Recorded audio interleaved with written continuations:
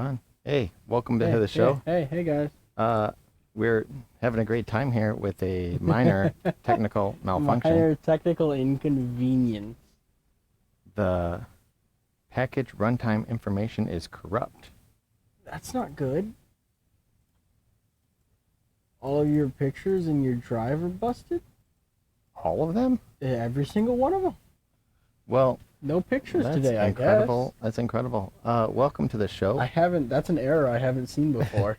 We are on the 21st of June, which is the longest daylight day of the year. Dude, I was about to say July. Yeah, you're in the wrong month. I'm too much tired. I've had too much sun. So, 21st, it is also subsequently the hottest day of the year, this year so far. Yep. So the longest day and the hottest day all at the same time. Longest day, hottest day, perfect time to be in the water. I'm trying to figure out how to... How does a package... How does a package... Open with photos?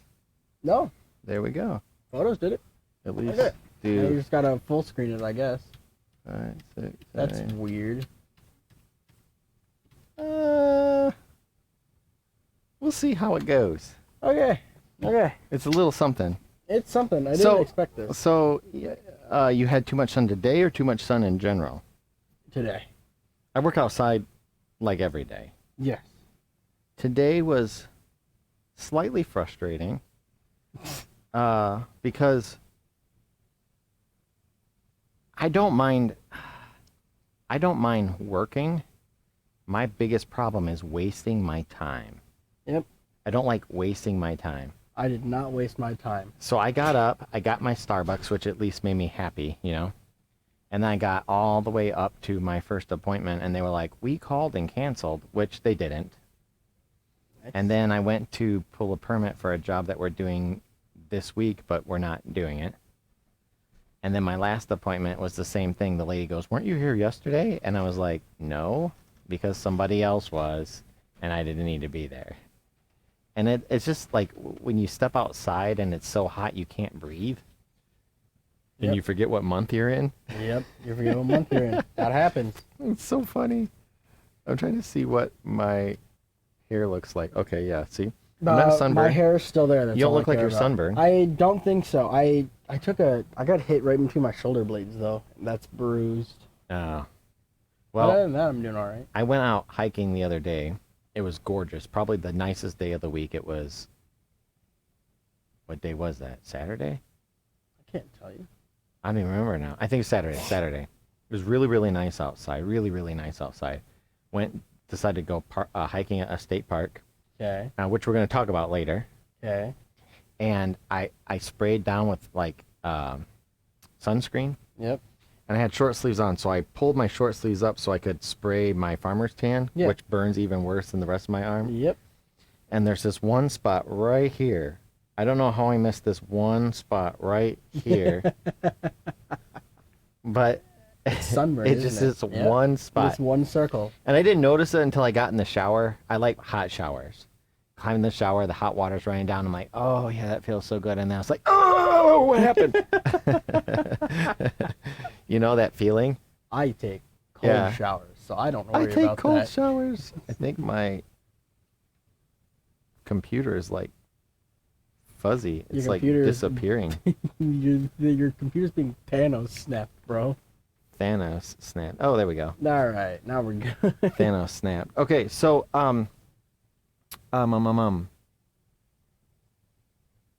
Good news. Good news. Oh, I remember. Okay, so today, 21st, first day of summer. Officially, today is the first day of summer. Summer sucks so far. Not really. It was a nice day. Didn't you go out and had a good time today? I went out. Wait, did you have to work? No, I went out, I worked out, and we swam. You worked out too? Yes, we worked out in the heat. I've skipped the workouts the last couple of days because, we worked out for an hour and a half and then decided we're going to go swimming. Well, in the last 2 weeks, I've had alternate workouts. Not workout at the gym, but I've been, like, exerting myself. So it's kind of a workout, but not really a workout. So I don't know. I'm taking it that. National Seashell Day. You weren't at the beach, were you? No. National Go Skating Board Day. Skateboarding Day. Yes, I love Skating board. I love Skating board day. I love skating boarding. It's my favorite. My favorite. Skating pastime. boarding. Go skating board day. Oh, I feel boy. like I just had this conversation with somebody who was talking about the various president that we have. You know how dumb they are when they're talking. I was like, you know, when you're being recorded live, everybody will say something dumb or stupid at some point. You know what I mean? Skating board. Skating boarding. That's me. National Arizona Day, which kind of goes along with your thing. Yeah, there's another state. There is a conspiracy, and you have unlocked it. I think so. Why do you think they go from? What's the order? Gotta be. The date was in the Union. No, it's not Union based. It's not alphabet, clearly. It's not alphabet. I'm thinking it's maritime. Based on time zone.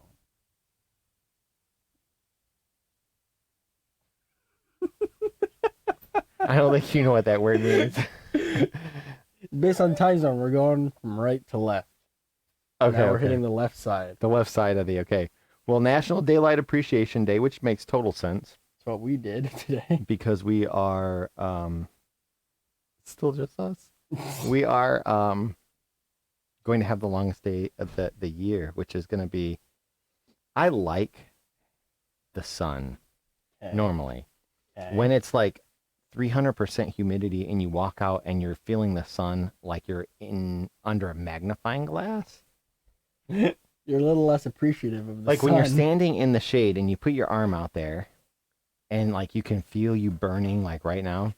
So as a joke, we have this popcorn machine at my office and we buy these popcorn packet things. It's basically all the popcorn and the salt or whatever is all in one thing. And then it's got this, it's not butter, but it's like coconut oil, whatever.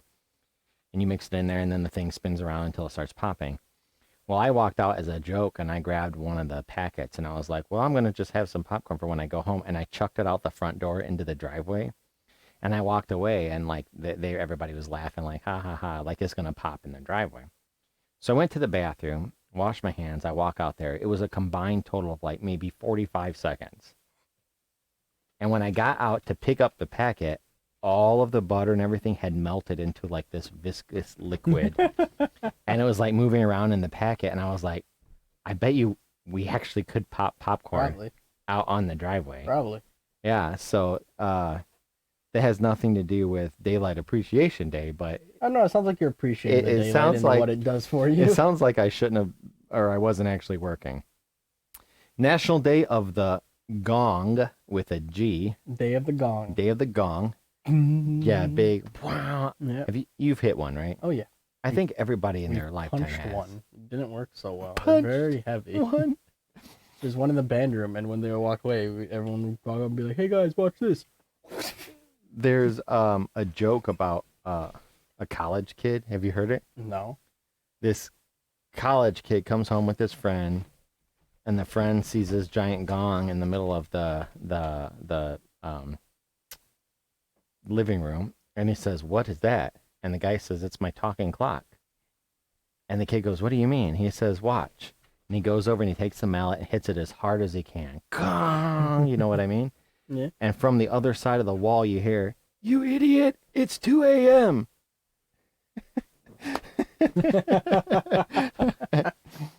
National Peaches and Cream Day. National Selfie Day.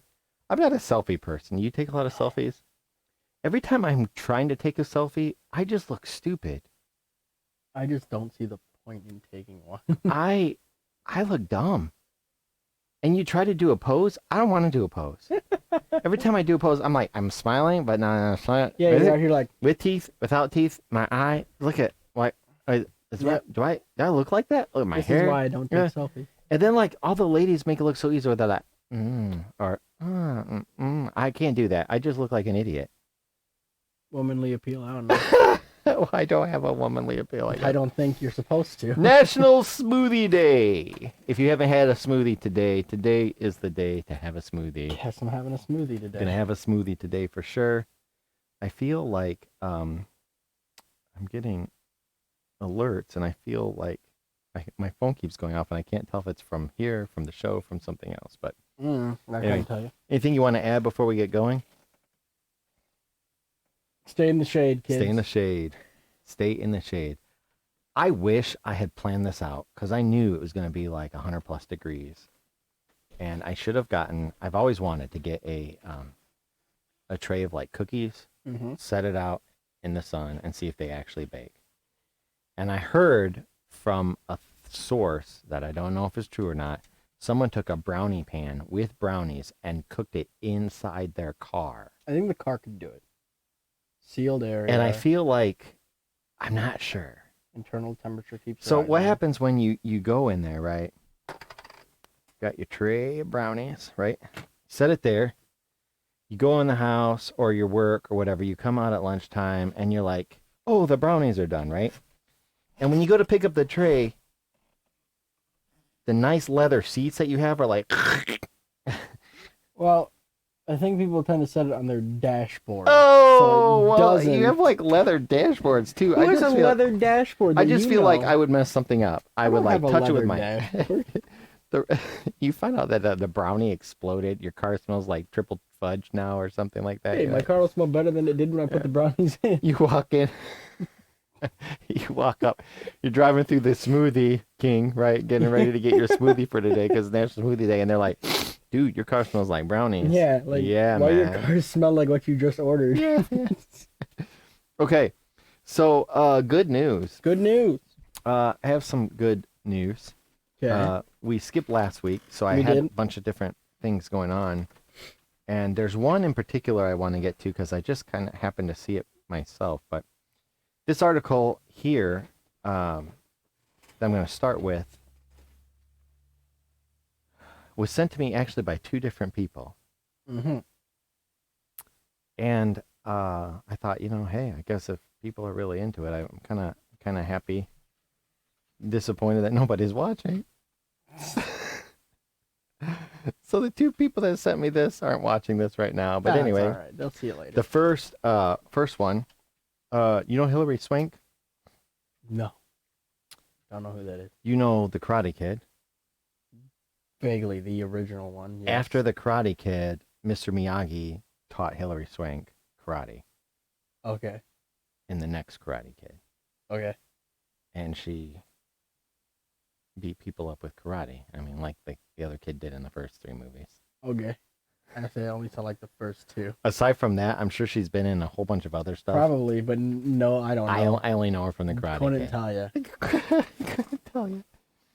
Well, anyway, New York woman finds her lost dachshund in Hilary Swank's lap. Now, the headline itself has just got me. I'm like, wait, what? I had to read that a couple of times. Wait, what? Huh? Something's not adding up here. It feels weird. Like, I'm like, wait, Hilary Swank stole her dog? Yeah. Or, wait, how? First of all, how did you find Hilary Swank's lap to find the dog in the first place? Yeah. How'd you find Hilary Swank? Yeah. So I had to get through the article, but two people sent to me. The first one I didn't actually read it. The second one, I'm not gonna lie, I didn't actually read it then either. I waited until later because I was, Yeah. Sometimes like you see something, you're like, oh, I want to go back, so you save it or bookmark it or whatever, and then I send it back. So I have a text messaging number that I have set up specifically for posts. Okay. And I was gonna have, like the Discord people post or something there, but then I thought, I'm gonna get so much stuff from so many other things I'm not putting a phone number on anything. That's probably a good idea. But I use it myself, and I send myself stuff when I see stuff or whatever. So anyway, Chelsea, Blackwell's dachshund Blue. Yeah, she named her dog Blue, as in like Blue's Clues. Shocker though, right? Guess it was going on a mystery hunt. There was a movie series called FX. Okay. About a guy who works in the movie industry doing special effects. Anyway, I think he like witnesses a murder or somebody's after him and is trying to get him, and he uses the stuff from his movie making studio and does effects to either fake his death or make things move or animatronics and all that other stuff. Anyway, it spun off into a TV series, and the the guy had a robot dog also named Blue. And Just getting closer and closer to Jimmy Neutron. Jimmy Neutron, just where like Eventually, how it explodes eventually we'll have and then comes K9. back together. Yeah. Yeah. Anyway, Play dead. Blue disappeared. Now this was, I think, a week ago, 2 weeks ago, Monday. Okay. So Chelsea Blackwell's dachshund Blue disappeared Monday, and the distraught owner went in search for the dog. I mean, who doesn't? Yeah. You lost your dog. Never mind. Let's say, where you going? Dude? Most people would like print up pictures, put them on the trees, up at Yeah. the place, whatever. Yep. And some And? people would be like, one less mouth to feed. kind of Have a good home, yeah, buddy. I'm kind of Yeah. weighing the odds here. Just rest in peace. Best of luck to you. Run. Old Yeller. Okay, anyway. She drove for an hour before coming upon a line of squad cars and people with cameras near the Greyhound bus station in Albany, New York, and set aside her search to investigate. Oh, my dog is gone. And she drives up, and then it's like, ooh, shiny. You know, what's going on over Yeah, here? that sounds all right. Oh, look. Squad car. Yeah. See, I would be the same way. Your dog ran away. I'd be like, oh, let's go find the dog. And then be like, oh, Krispy Kreme. We got time. Dogs can't have got far.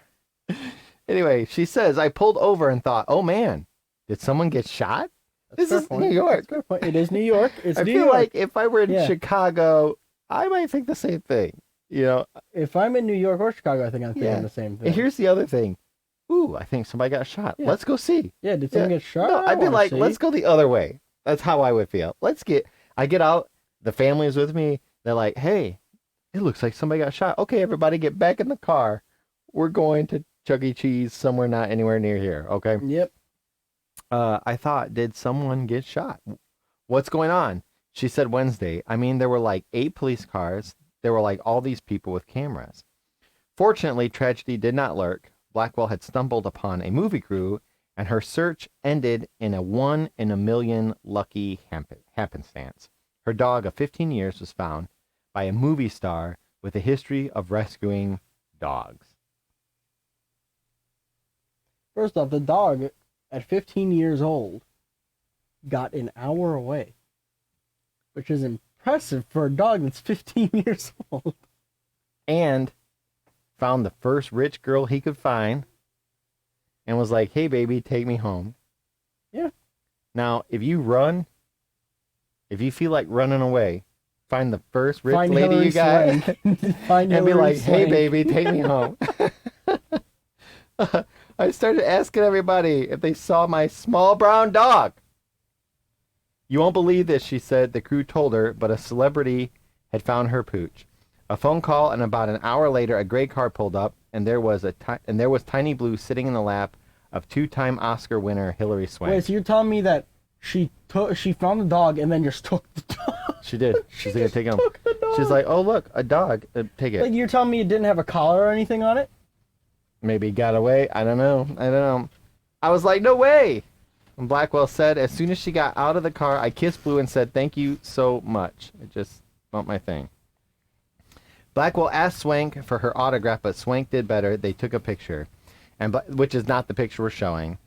This is was just something. Hilary Yeah. Swank. Yeah. And Blackwell, wanting to be sure Swank got proper credit, posted the photo on Facebook. Like people would not recognize her. Like, oh, and by the way, this is Hilary Swank. Yeah, but it's This Hilary one, like, Swank. She posted just over there. stole Yeah. my dog. Yeah. It's fine. I'd stop and ask, oh, I stopped and asked if someone seen my LeBron dog. A man walked over to my car and said, yes, this woman picked him up. She wrote in her post. I said, who? He replied, a celebrity. Blackwell wrote, he called the person who had him, and they said she's on her way back. You'll never guess who had him. The $1 million baby herself. She's not the type of person, Blackwell said, who's going to blow the horn telling people what she did. Swank is no stranger to rescuing dogs.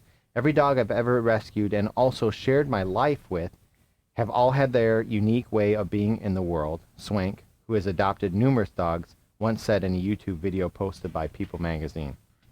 Swank established a foundation, Hilary, a... How do you say that? The streamers. Hey, what company you work for? Hilary. Yeah.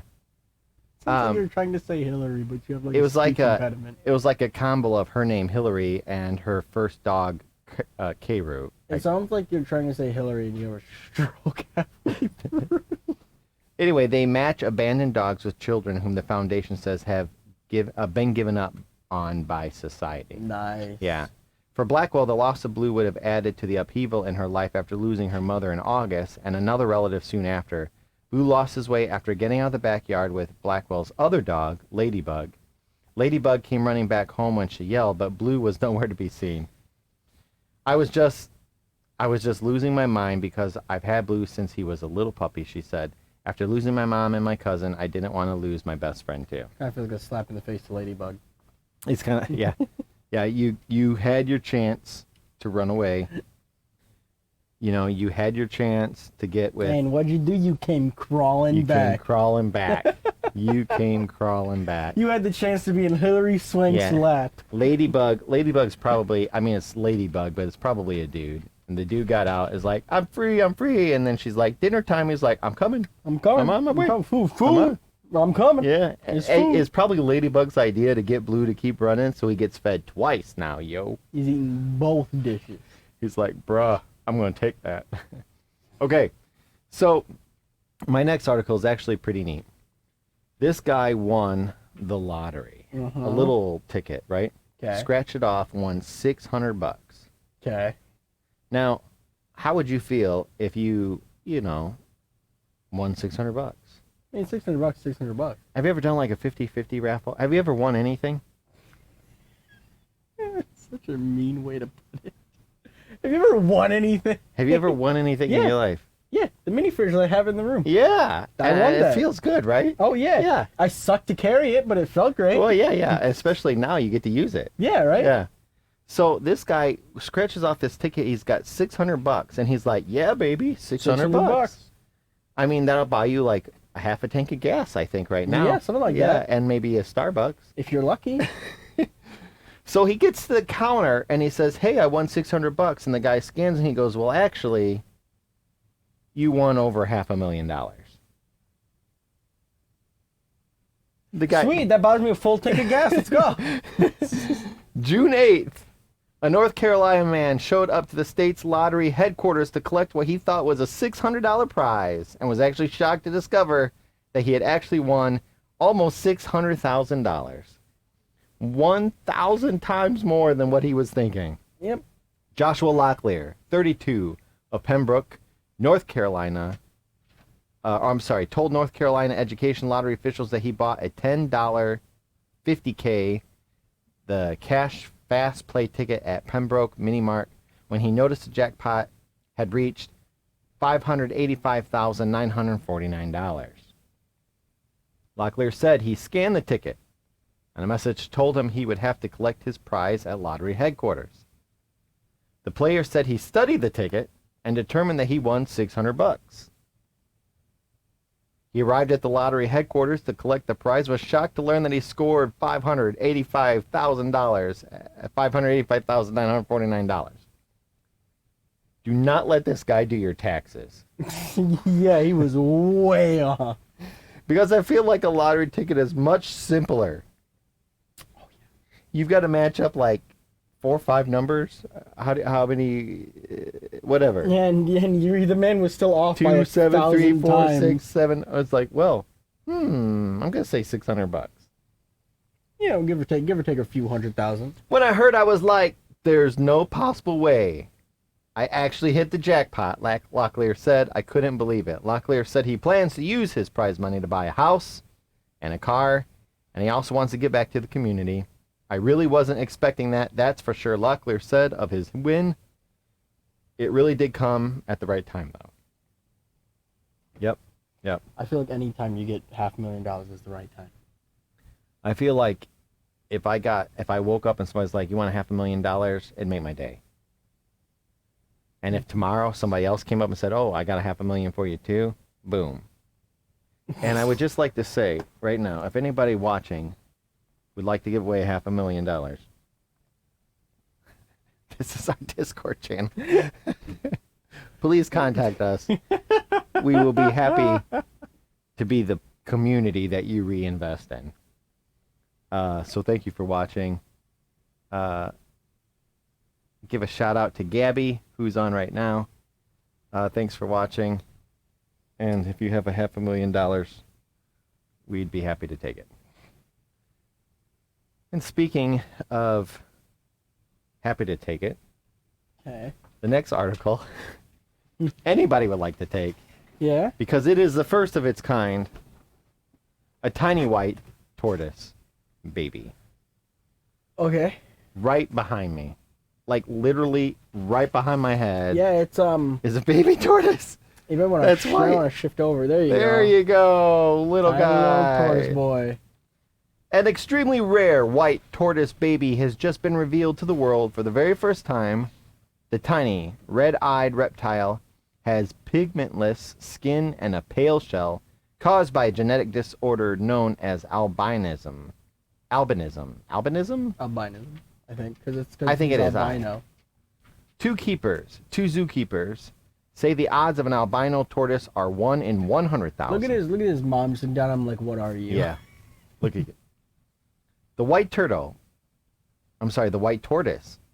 is one of 2 Galapagos giant tortoises that recently hatched at the Tropiquarium, a zoo in Servian, Switzerland.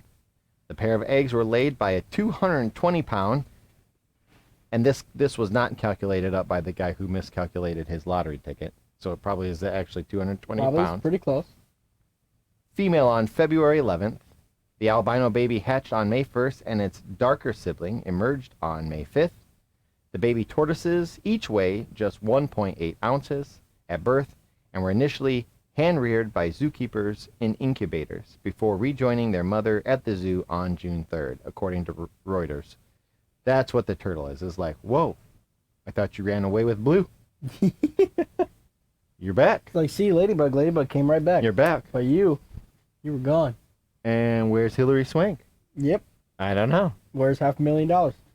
We were surprised to discover an albino baby, zoo staff wrote in a statement. This is the first time in the world that an albino Galapagos tortoise has been born and kept in captivity. There are no documented cases in the wild. The team also speculated that the birth of a white tortoise could be as much as 5 times rarer than the birth of an albino human, which is around 1 in 20,000 people, according to the National Organization for Albinism. I think it's albinism. And hypopigmentation, a nonprofit organization that provides information and resources about albinism and to people in the world and Canada. I think albinism, whatever. Albino animals are unable to produce a skin pigment known as melanin, which is what gives color to skin, hair, eyes, and feathers. And in this case, the tortoise's shell. Albino animals often appear to have red eyes because their eyes have no pigment, so they appear the same color as the blood vessels underneath the eye's surface. Albinism is a genetic condition, which means it has passed down from parent to offspring.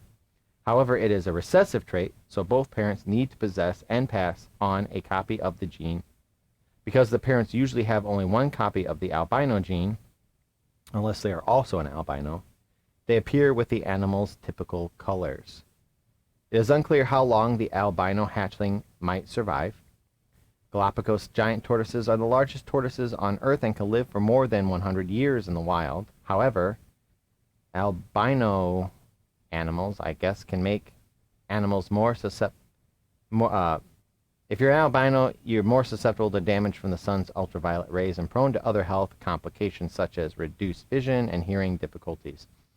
It also makes animals that are normally darker colored more visible to predators.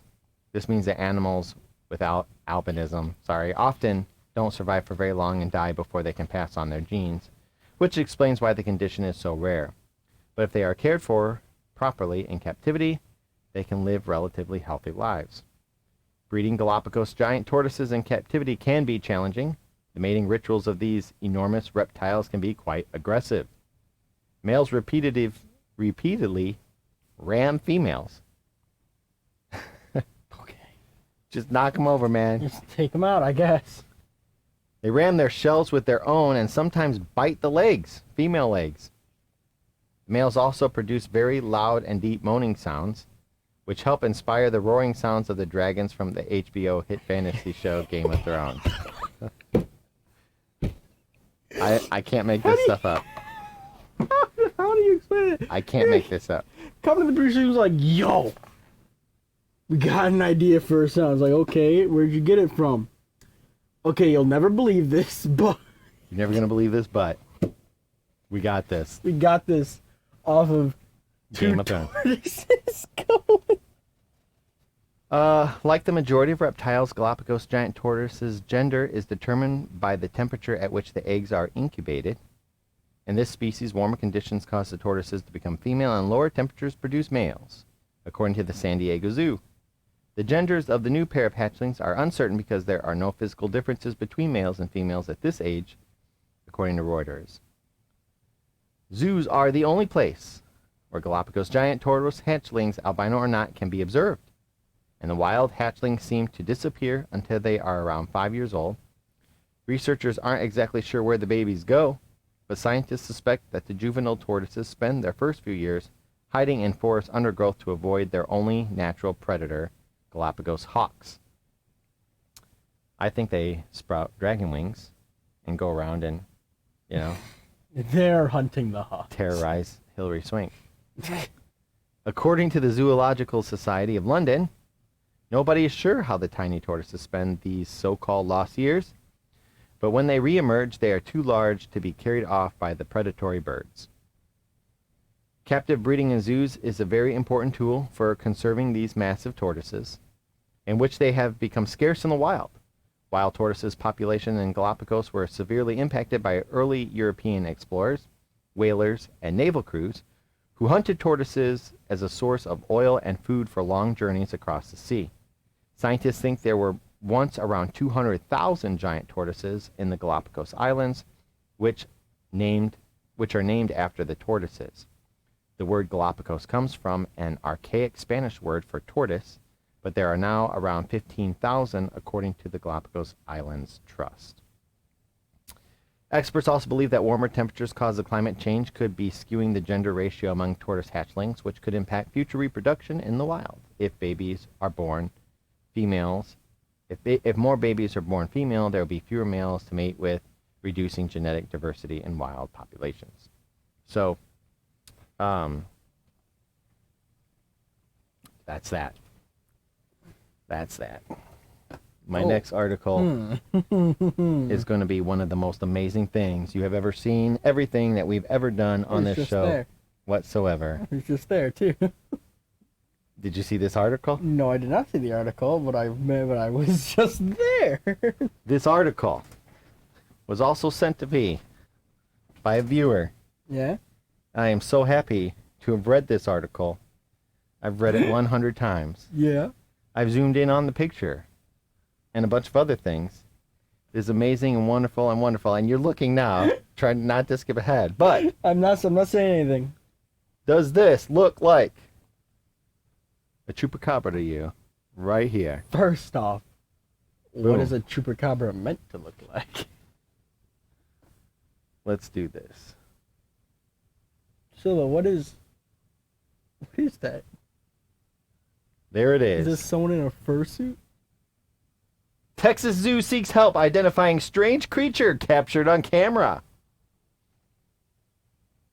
Amarillo, Texas, around 1:25 a.m. on May 21st. Security cameras inside a perimeter fence at the zoo in Texas captured a strange image outside the zoo. Now the city of Amarillo is seeking the public input to help solve the mystery.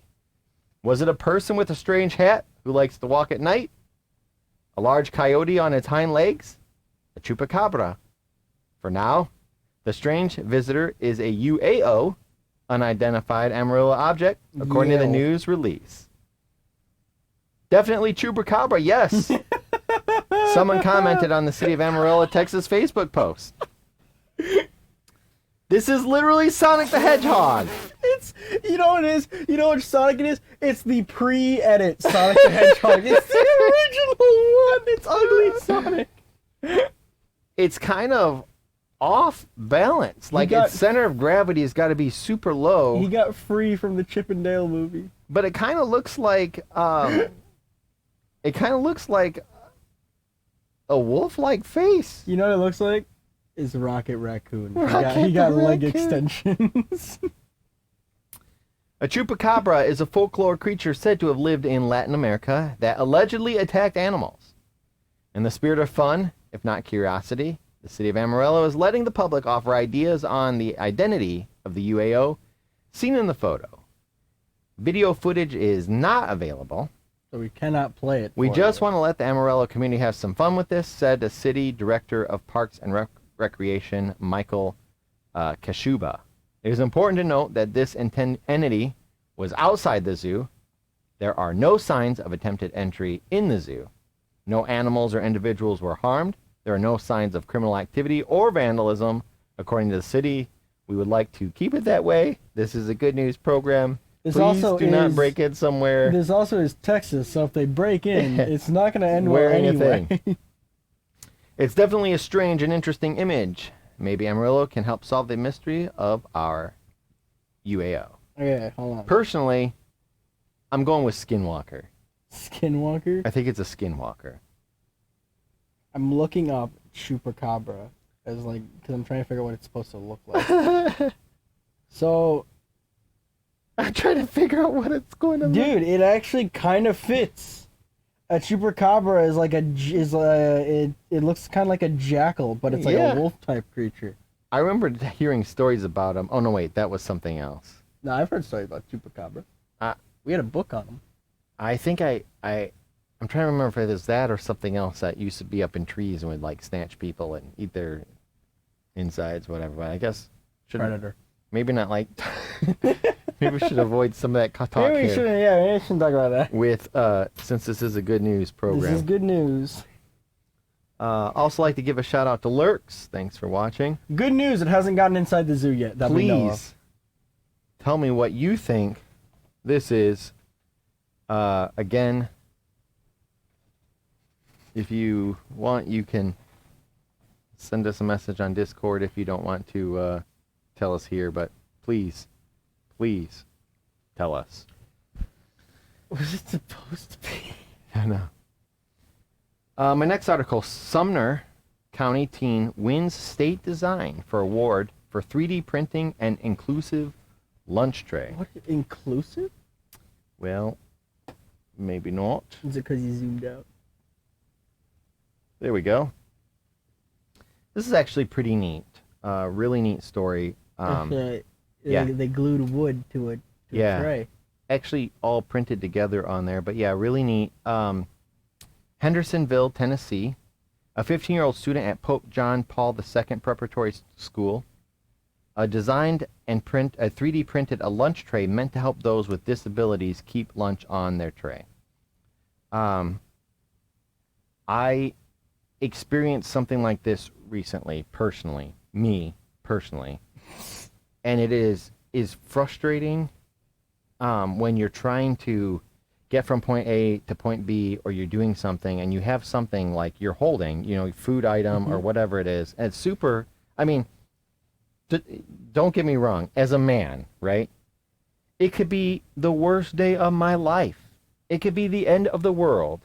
And if somebody made me a nice hot dinner of I don't know, steak and potatoes. Let the world end. It's whatever. tasty. Yeah. I'm like, oh, you know what? It wasn't that bad today. Just let the world end. We're good. Opposite, though. I'm at my old country buffet. I got all my food piled up on the thing, because you got as much as you wanted. Yep. And you're walking and somehow trip over some step you didn't see and all your food goes flying all over the place. That just is not cool. It's not great. Not cool. So the other day, I had a conniption fit. I was here, upstairs. Okay. I had 2 Starbucks in my hand, one and one. Yeah, you dropped. I opened the door. Like one of them fell over. The lid busted off. My Starbucks blew up all over the place, and it's like, what? It was horrible. 2 days later. It smelled awful. 2 days later, I go to Starbucks again. I get another drink, long story short. They made me the wrong drink. I was trying to fix the drink that I got. I put the drink that was good on top of the car, forgot about it, drove off, and guess what? Boom, lost another one. No bueno, man. The very next day, I was complaining to a person. I was on the phone complaining to another person, said in the last 3 days, I've dropped two. They made my drink wrong a third time. I had 2 cup holders, so I had a drink in each cup holder, and I had my drink next to the cup holder, just kind of balancing on there. You've already made a mistake. Fixed the thing, and as I drove or turned around, I bumped my armrest, and then number 3. In 4 days, I knocked it over. Now, I had a conniption fit. Your week. So, this story is near and dear to my heart because, in a real way, as an adult, you're an adult. Things happen now, and you're like, it's not so bad. But when you were like little, you drop your ice cream cone or something happened, and it's detrimental, especially like if you're in front of a bunch of people. I drop my ice cream cone now, someone's getting hands. Yeah. So, Adeline Hamlin's design title, Stop the Slide, a lunch tray for students with disabilities, was birthed out of a challenge she witnessed her friend experience. Her idea came from an experience she had when she saw someone spill their lunch onto the floor and really used that first step of design thinking, which is empathy, explained Jennifer Dye, Pope Prep Director of Innovation and Entrepreneurship. That's a mouthful. Yeah. Hamlin explained they needed a lunch tray because their food could be everywhere and they'd have to pick it up and put it in a garbage can. That's also fair. Hamlin is part of the school's Genius Hour, where Dye challenged her students to find solutions. Genius Hour. Yeah. That is how you inflate someone's ego. You know what? I'm a part of Genius Hour. And now she's got an award, to so my level. maybe they should do that more regularly. Yeah, People like step aside, yeah. I'm part of Genius Hour. What do you got? Yeah. Anyway, my group began walking around the school. The challenge was to think of things in your community that could benefit others. And as we walked around the school, there were lots of fantastic ideas. Some students were thinking about potential ideas for making our school safer. One group of students, a group of 6th graders, wanted an alarm bell, like at the end of the hallway, that was a countdown to tell you how much time you had left to get to class. Di recounted, but then we walked to the cafeteria, and Adeline said, I think we need a lunch tray. And I said, well, what do you mean by a lunch tray? And she said, the food falls off the lunch tray. I think we need to fix the lunch tray. Fix the lunch tray. Once Di approved Hamlin's idea, they got to work on making a prototype. We went to the lunchroom, and we asked if we could have a lunch tray so that we could work on modifying the tray, said Di. We pulled out popsicle sticks and pipe cleaners and straws and paper clips and all kinds of materials, and Adeline picked bendy straws because she figured out that you could use the bendy straw. If you could use the bending straw, you can actually create these angles that the plates would fit into. Prototype in hand, Hamlin took her design to 3D Printing Club. I thought it was a very good project, said Rising Pope Prep Senior Zach Lance. Sorry. I spent about half an hour in study hall designing everything, and I sent the models over to him, meaning his teacher, to print. In a matter of hours, Lance was able to show Hamlin the parts he printed, and she attached them to her school's lunch tray for a lap around the lunchroom. My best friend has tried and tested it with French fries, pizza, things like that, and apple juice, of course, Hamlin said. It worked. Hamlin won the Tennessee STEM, an Innovation Network statewide design competition, STEM for All Award, for her lunch tray in the spring of 2022. The first time a student from Pope Prep has won an award at the contest. Talk about that. She goes, they tried it with pizza and hamburgers and fries. And of course, apple juice. Of course, apple juice. Of course, apple juice. You got to have apple juice. Is the main drink of the school. The integrity. Yeah. The award that Adeline received was the STEM for All Award, which recognizes that everyone has the ability to do STEM, so we shouldn't just think of STEM as being accessible to students only in the gifted program or AP Physics, explained Di. STEM is for anyone who wants to design and solve problems, especially for other people. Hamlin's 3D print file is available for any school to download and adjust their school's size plates, cups, and bowls. If you have the printer, the amount of filament would be less than $5, so you can take your lunch tray And for $5, print the components and adjust the components to fit whatever size of bulb materials you want on your tray. If you want, you can get this download file. If you want the download file, here is the email for Pope Prep, and they will send it back to you. So there you go. I think it's really important to stop and listen and look for needs within your community, and then move just beyond empathy, says Di. Really find ways to make a difference and make an impact. I think what Adeline did is she saw a need, but she didn't stop there. She said, let's fix it, let's make a difference, and then finding the people who can help you do that. So we worked with her other friends in Genius Hour. We worked with a 3D print club. So also finding the people, you may not have the resources, but the talents to make that change, but finding people who can. So you might not be able to do it yourself, but, you know, you can find somebody who can fill in the gaps where you can't, you know, right? Genius Hour. I love the Genius Hour thing, Genius Hour. You want to come over and play games? Oh, actually, that's my Genius Hour. Yeah, that's during Genius Hour. That's where I sit and sorry, brainstorm up some of the most amazing things. That's the hour of my day where I calculate up what my lottery winnings are going to be. With Hilary Swank. Because if I don't, any other hour of the day, I might actually come up with the wrong number, like $600. My next article is a 50-year-old woman who carried her daughter's baby. Not that one. What? What just happened? You're I don't know. I think something's out of order here. But you know what? They look like they were in order. They look like they were in order. You're missing a few there. I'm missing a few. You're missing like 6. Well. Yeah, you're missing like 6 of them. This isn't cool, man. Are those ones really just busted? I guess they are. I'm just gonna open it and paint. Microsoft. Zoom in on it at least. You're in Paint. You can do that. I think it'll look good here. Hey guys, there you go. Nope. Microsoft Paint. Just zoom in on it. There we go. There we go. Perfect. I don't know what the problem is with the computer today. I don't know, but you've got like 4 other photos that it's not reading out. 50-year-old mom who carried her daughter's baby gives birth. Caitlin Munoz was told by doctors that she couldn't carry another pregnancy. Her mother, Chalise Smith, made a life-changing offer. In January 2021, Caitlin was parked outside a Costco waiting for her son to wake up from his nap when a sudden wave of sadness hit. A day prior, I found out that a bunch of family members were pregnant, and they were all talking about how easy it was, Munoz, who's 25, told Today parents. Munoz and her husband, Miguel, an attorney, had been struggling with infertility for years. With the help of an in vitro fertilization, they welcomed a healthy baby boy named Callahan in 2019. But due to an autoimmune disease, Munoz was told by doctors that she wouldn't be able to safely carry another pregnancy. Her kidneys were too damaged. I was devastated, she revealed. She had grown up with 7 siblings and dreamed of recreating the experience for Callahan. It went out.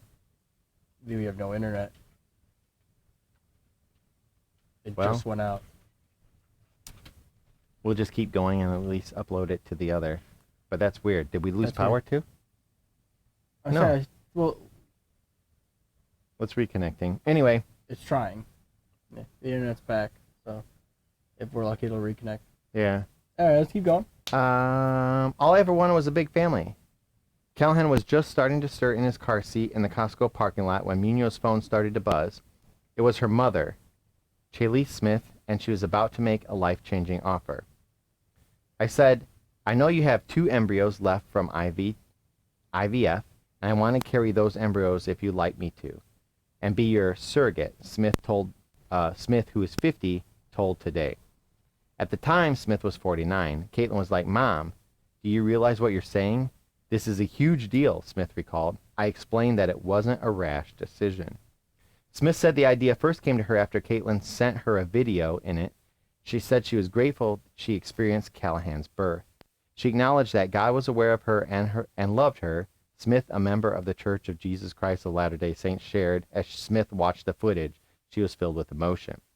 I just remember thinking, you should carry those embryos, Smith said. But I was also like, wait, you're going to be 50 soon. Is this wise? Is this the right choice? I wanted to make sure it was good. 3 weeks later, after much thought and prayer, Smith had her answer. The timing of my mom's phone call was crazy, Munoz says. I was having such a rough day, it's like she sensed it. After Smith was medically cleared to carry her 9th pregnancy, Munoz remaining 2 embryos were transferred via IVF. 1 embryo attached, and on May 17th, Smith gave birth to Elena Caitlin Chalise Munoz at American Folk Hospital in Utah. The little girl, who weighed 7 pounds 13 ounces, was immediately placed in Munoz's arms. Let's see here, because this is not working. Apparently the internet and everything's not working. Yeah, the internet's out as well. So, there's the baby. There's the baby. Smith said there wasn't a dry eye in the delivery room. They felt the power of love. They felt the power of selflessness and sacrifice, Smith said. It was very emotional, and we just had a moment of glory on this earth, just a moment of heaven. Smith is now 3 weeks postpartum and feeling great. The next day, I didn't even feel like I had a baby. I was like a physical tender mercy, or it was like a physical tender mercy. Smith says, my recovery was nothing. The Munoz says, I feel like after your 9th pregnancy, Yeah. you're really just not going to feel You're it gonna be like- anymore. You're going to be like, all right, up to work. Anyway, the daughter lives in Texas, and the mother resides in Utah with her husband, Kyle. Being more than 1,000 miles apart is challenging for everyone. We had a hard time saying goodbye, Smith said. My mom gave me the greatest gift in the world. So, how much time we got? Is this how much we've been? Oh, Yes. but plus 5 minutes. Yes, so we're just about 50. So we can keep going then. Yeah, we got 10 minutes. So I'm gonna skip this because I wanna talk about something specific. Okay.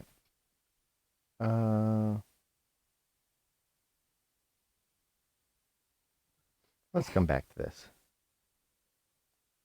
Let's come back to this. Because we've been talking about something here and I want to get to it. Well, there's 2 things I want to get to. Okay, one, this one. Okay, Yeah. Hold on a minute. Yeah. So, don't say it. Let me see here. Well, actually, this photo might load. I think it's the first one, right? Yeah. That one? Well, it's actually not. What is that? That's not even supposed to It's be. this here. But whatever. So, Oh, wow. The other day I went to a national park, Mm-hmm. Starved Rock. Mm-hmm. And while I was at Starved Rock, we went to hike, of course. And while I was there, I noticed several of these signs. And I was like, whoa, really? Bigfoot. Crossing?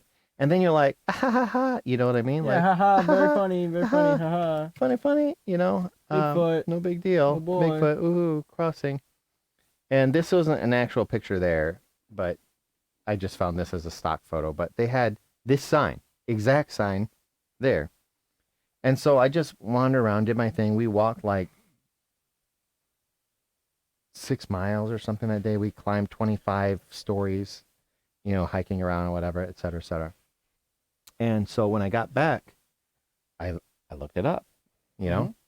thinking that is it a thing or is it just a thing, you know what I mean? Yeah. So if you do a little searching, you'll see that there have been reports of monsters in the state of Illinois dating all the way back to 1673. 1673, which is before Illinois became Illinois in 1818. Yeah. The monster which is this one here.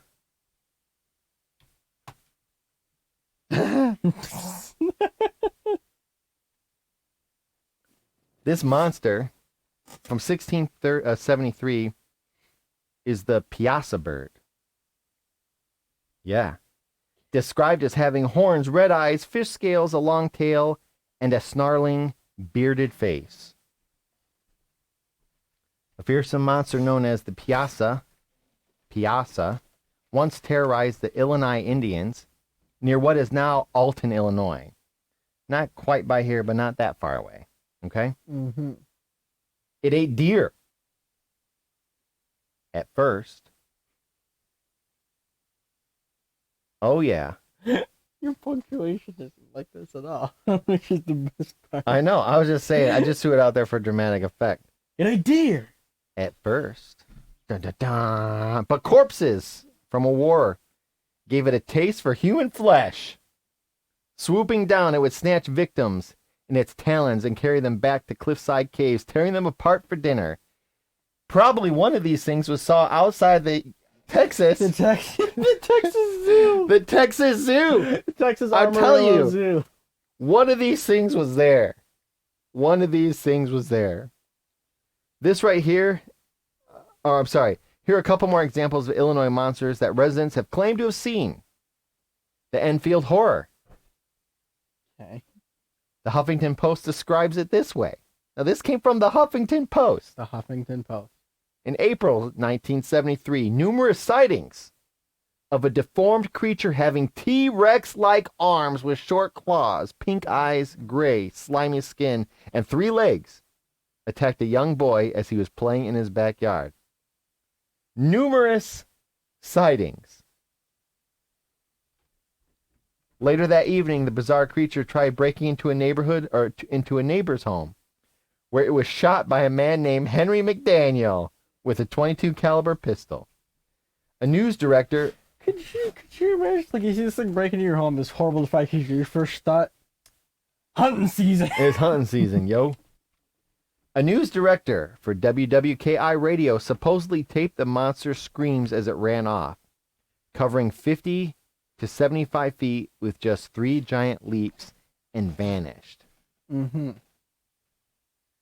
Here's the next one, which we already saw the picture of, okay? Uh-huh. The Sasquatch, also known as Bigfoot. The Bigfoot Field Research Organization, which keeps track of credible Bigfoot sightings, not the fake ones. We're talking about actual, legitimate, credible sightings. What's credible about it? I'm just saying.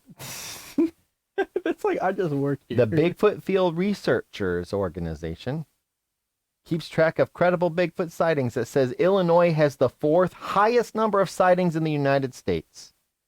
The Chicago Tribune. We ain't talking about the National Enquirer here. The Chicago Tribune reported there have been 16 Bigfoot sightings / run-ins in Cook County alone since 1967. In the county of Chicago,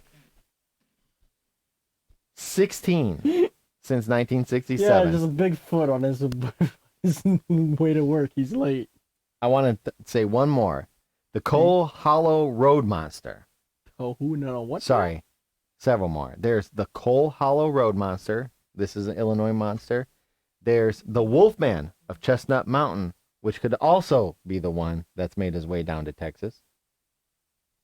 The Farmer City Monster or the Tuttle Bottoms Monster. I like the Tuttle Bottoms. The Tuttle Bottoms Monster. That's my favorite one. Those are Tuttle all Bottoms. monsters to have been known, found, and documented inside the state of Illinois. What's the monster that The Great terrorizes your Killer. town? Oh, it's the Tuttle Bottoms Monster. The Don't Tuttle you know? Bottoms Monster.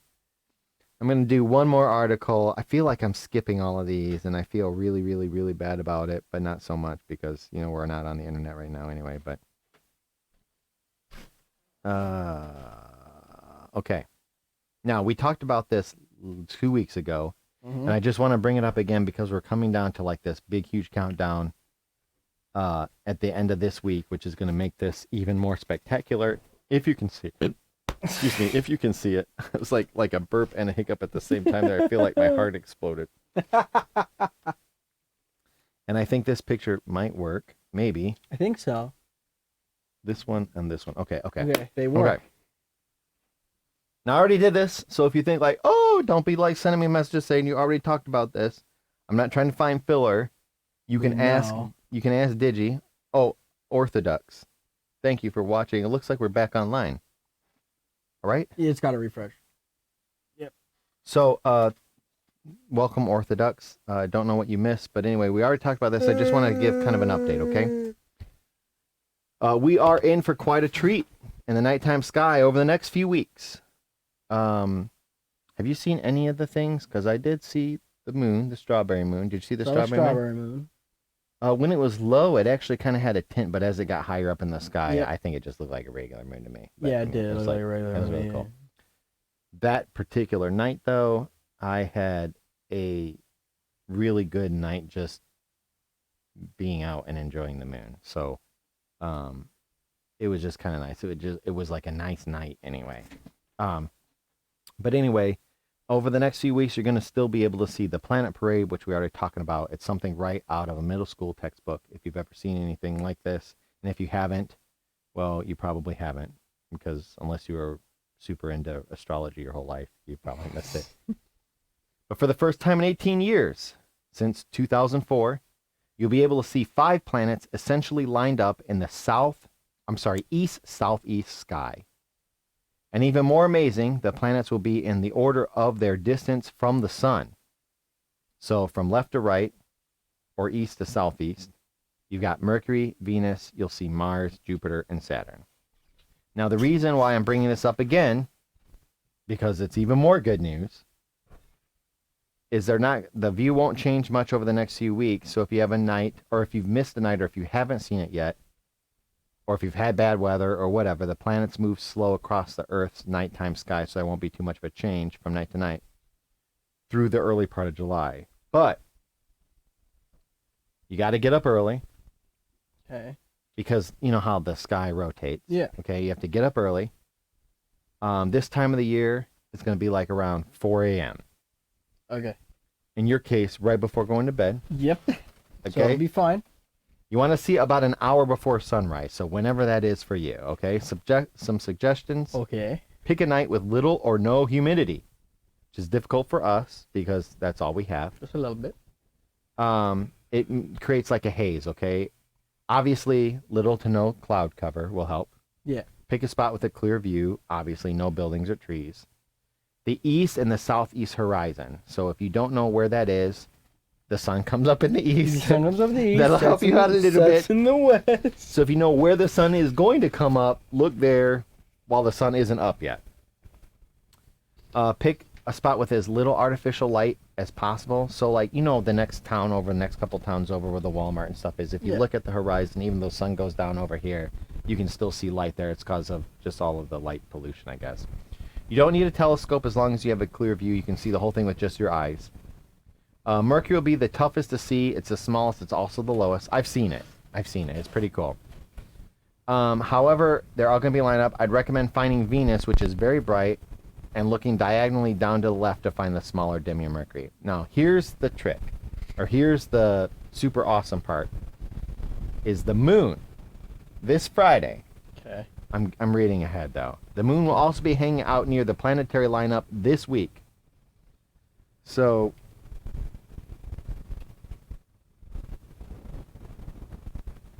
in between Venus and Mars, the moon's getting smaller, so it's turning into a crescent. Yeah. The moon will fit like right in between Venus and Mars, okay? Early Tuesday morning for most camera-worthy moment will come Friday morning. Okay, the crescent moon will fall in line with the planets.